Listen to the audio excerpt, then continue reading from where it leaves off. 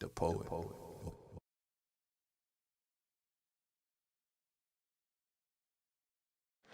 You have been the veterans of creative suffering. Continue to work with the faith that unearned suffering is redemptive. Go back to Mississippi. Go back to Alabama, go back to South Carolina, go back to Georgia, go back to Louisiana, go back to the slums and ghettos of our northern cities, knowing that somehow this situation can and will be changed. Let us not wallow in the valley of despair. I say today to you, my friends, so even though we face the difficulties of today and tomorrow, I still have a dream. It is a dream deeply rooted in the American dream. I have a dream that one day this nation will rise up and live out the true meaning of its creed. We hold these truths to be self-evident, that all men are created equal. I have a dream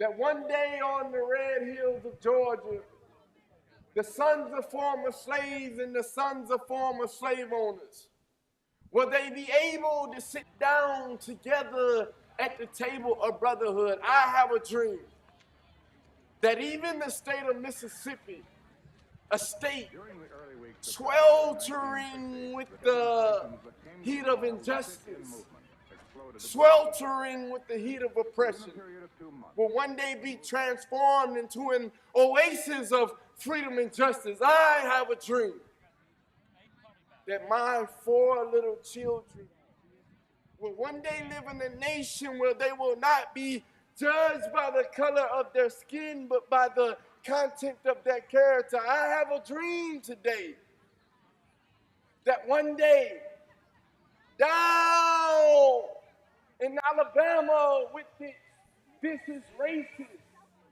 with this governor having his lips dripping with the words of interposition and nullification.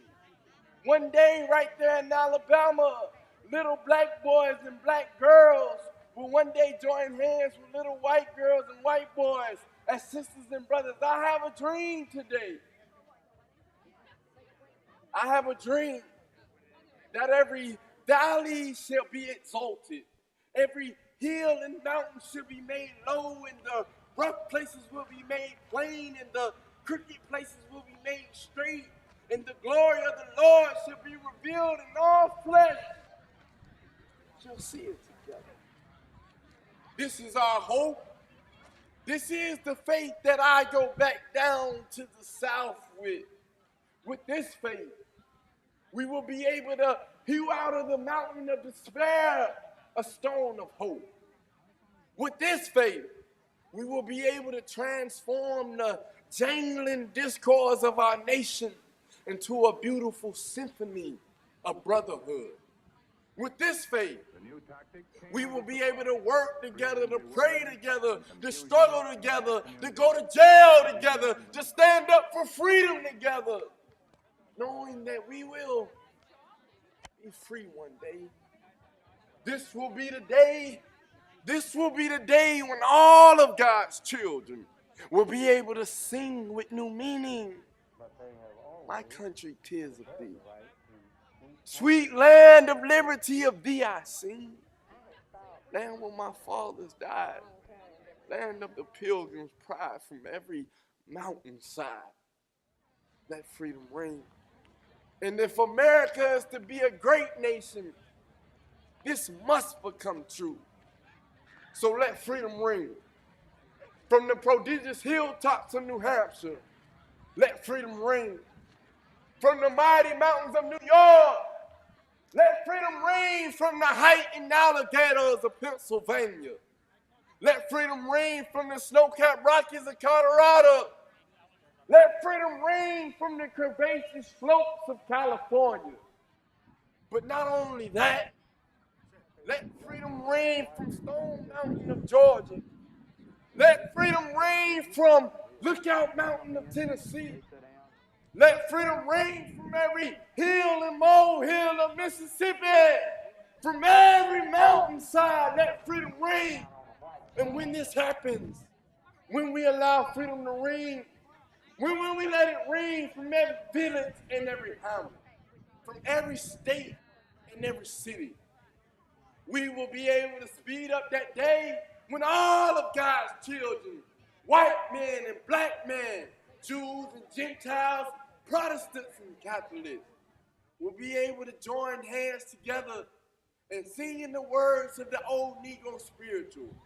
Free at last, free at last, thank God Almighty, we are free at last.